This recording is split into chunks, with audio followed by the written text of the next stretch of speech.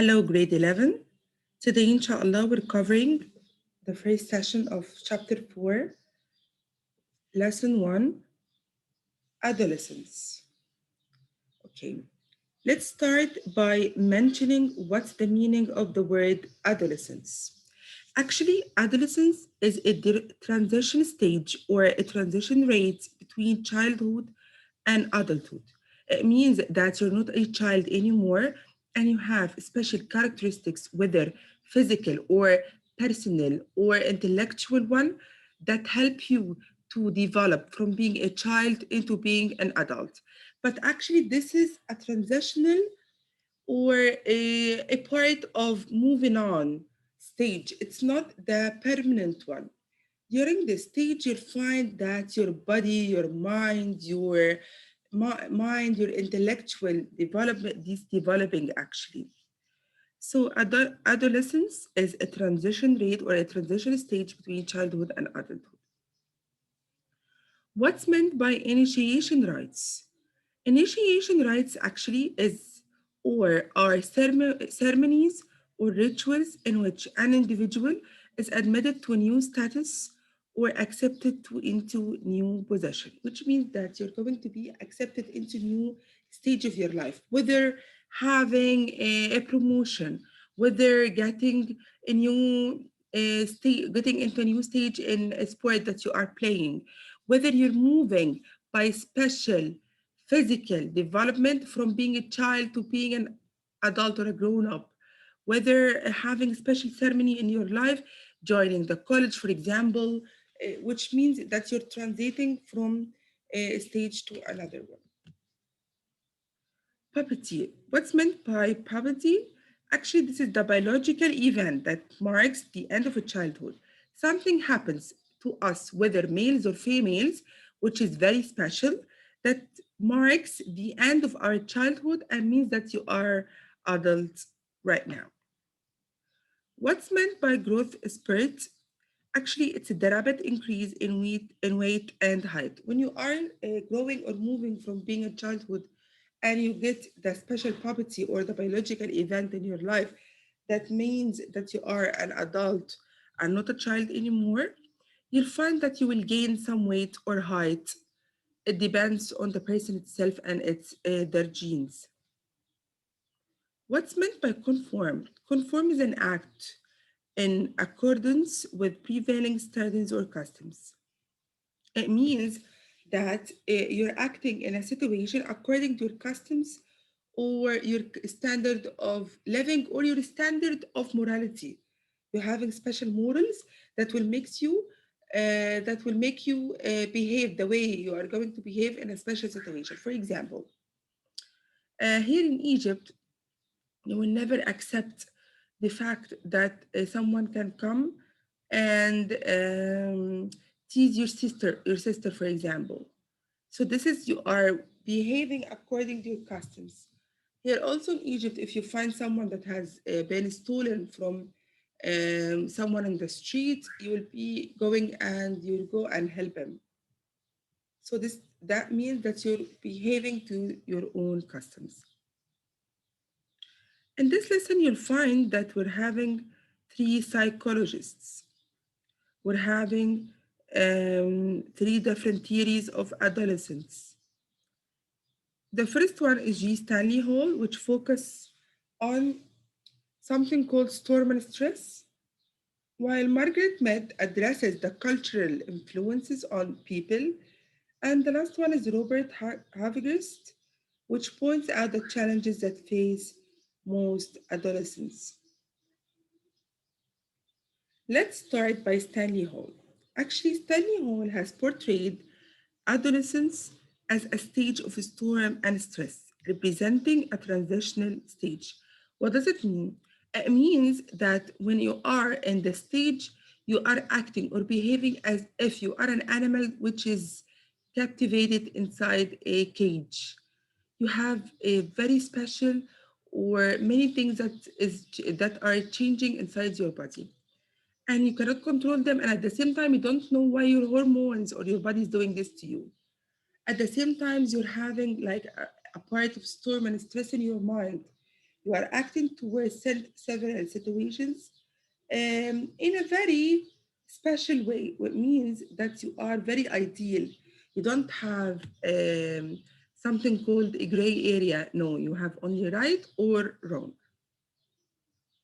So that's why we call it storm and stress. It's actually a stage of storm. Let's move to Margaret Mead. Actually, Margaret Mead believed that the adolescence or the adolescent storm and stress was a byproduct of an industrialized society, proposed that culture might play a role in adolescent development. It means that you're not only influencing by your hormones or your physical change or your mind change. No, it's the society influence, especially that we are going into a rapid change in our society. Our society actually is moving from being a normal one into industrialized one. So it actually, because it's very rapid and it's very quick, it affects the people that are living inside it, especially the people who are teenagers or moving from being childhood into adulthood. The last one is Robert Havergast, and Robert Havergast actually has pointed out what kind of challenges that could be faced by the adolescents. Actually, he has explained them in a form of tasks that must be mastered. So if you are moving from being a child into an adult, you have special tasks that you need to master them in order to be an adult. Let's talk about these tasks.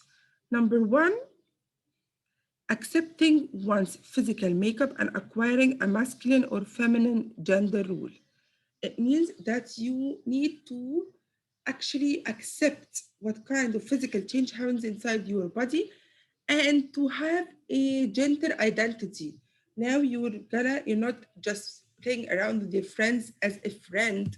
No, you are identifying yourself as a man or a woman, masculine or feminine gender rule. You are having your gender rule right now. Number two, developing appropriate relations with age mates of both sexes. It means that you're going to have the right form of relationships with people who are the same age as you, whether they are boys or girls, but you're going to put the relationship in the side or inside the right frame. Actually, before this age, you won't be able to differentiate between having boys or girls as friends. You are the same. You don't look at them as boy or a girl. But after this transition period, you'll find yourself as a girl a little bit shy from boys, and you yourself as a boy is eager to have like friends from the other or the opposite sex. Number three, becoming emotionally independent of parents and other adults. You'll find yourself that you won't be a grown up. So you'll find yourself not being related to your parents like you were before. Before you were a kid, you were very attached to one parent figure, whether you're a father or a mother or both of them. But you find yourself a little bit stubborn. You don't want to be attached to your parents or to any other adults that represent their parents' figure.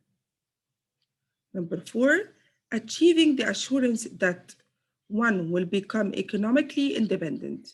You'll start working on being economically independent, even if you're still working on being depending on your parents. You find yourself asking them for a steady allowance. You want to have your own money. Nobody tells you how to deal with it, how to buy something or sell something. You want to have your economic independency. Number five, deciding on preparing for and entering a vocation. It means, or vacation, sorry. It means that you're going to have your own decisions, whether going a vacation, whether having fun at this time, or committing to your school homeworks. You're preparing for your own or your entire life yourself. Number six, developing the cognitive skills and concepts necessary for social competence. It means that you're going to be now preparing or developing your own cognitive skills or your own concepts about the outsider world. You're going to know what's lie, what's hypocrisy, what's being good, what's morality. You have been storing morals and concepts and your parents' way of living. And now it's time for you to reshape your own cognitive skills and your own concepts yourself, which are very special and very necessary for your social competence. Okay. Number seven, understanding and achieving socially responsible behavior. It means that you are responsible for your own behaviors within the society. You are having your own understanding of the society. You are achieving or having more social relationships with the outsider society. Number eight, preparing for marriage and family. Of course, this is transition stage with some countries. People take advantage of it and start marrying their kids.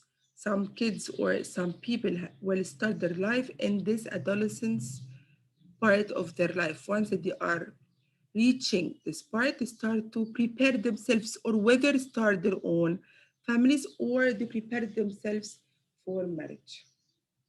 Number nine, acquiring values that are harmonious and appropriate. Now you're going to acquire and develop your own values to live inside the society. Yes, actually, you'll find yourself more involved with the society and you're going to acquire and develop your own values in order to deal with the society. Next question here in this lesson, what do and spermarriage have to do with the physical development? Actually, spermarriage is a period which males achieve their first ejaculation. But menarche, which is a period between 10 and 17 years old, is the first menstrual period.